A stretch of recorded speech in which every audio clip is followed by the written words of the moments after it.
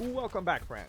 I watch a lot of anime, and this is a new type of video I plan on doing where I recap new and old series that I've watched already. Make sure to leave your comments down below and subscribe for more. When I start a new anime, I always give it around 2 episodes to hook me in, sometimes less, sometimes more. OreSuki took about half of the first episode. It quickly turns from generic boring to new and inventive. By the second episode, I was already feeling like this might be my favorite harem romance in a while. But did it actually do that? Let's find out. The best character in the show is clearly the Benchy, a complete show stealer. 10 out of 10, I would sit on it if I had a chance.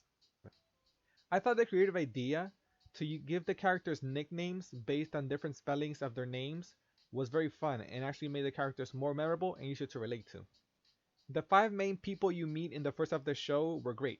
Himawari, Cosmos, Joro, Pansy, and Sun-chan. For some reason it feels weird to just call him Sun. I thought all these characters were all well done and I enjoyed all their interactions. It was funny, tense, and surprising at times. The animation is absolutely beautiful. From the background to the characters, it's one of my favorite animation styles in recent years.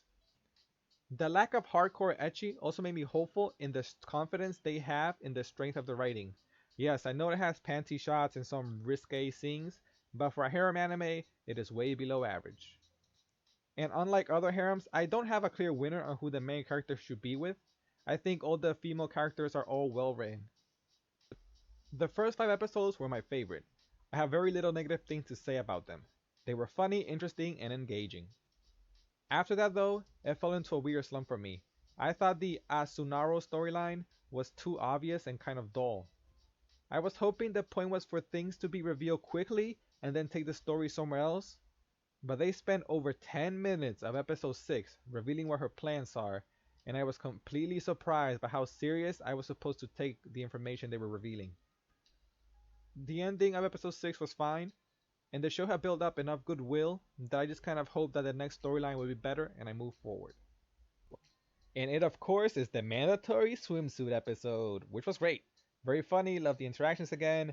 I started to like Sasanka, and then the ending introduced a new character that actually made me super excited for what would happen next. Now before I continue, I'd like to preface this by saying that I haven't looked at the light novels this is based on, so I don't know where the story goes past the anime.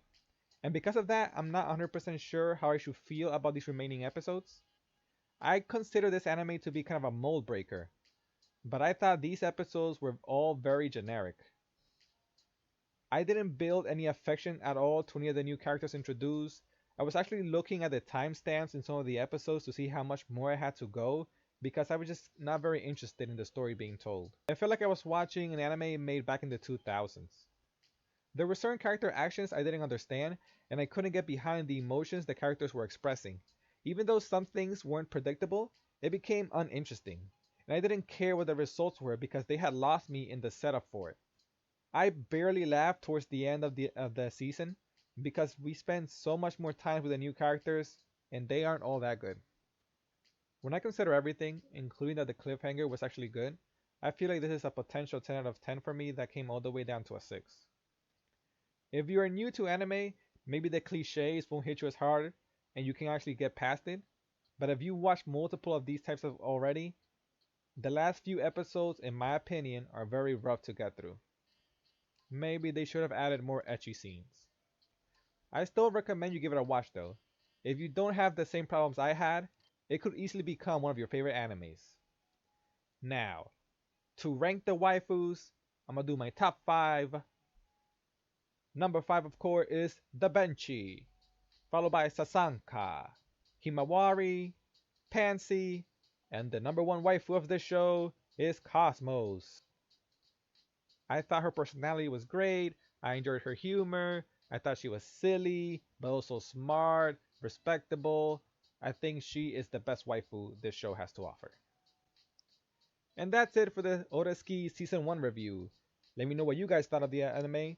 Am I wrong? Am I crazy? Let me know. Be sure to subscribe, like, comment, share it around. Really helps me out, guys. And I'll see you all next time. Thanks for watching.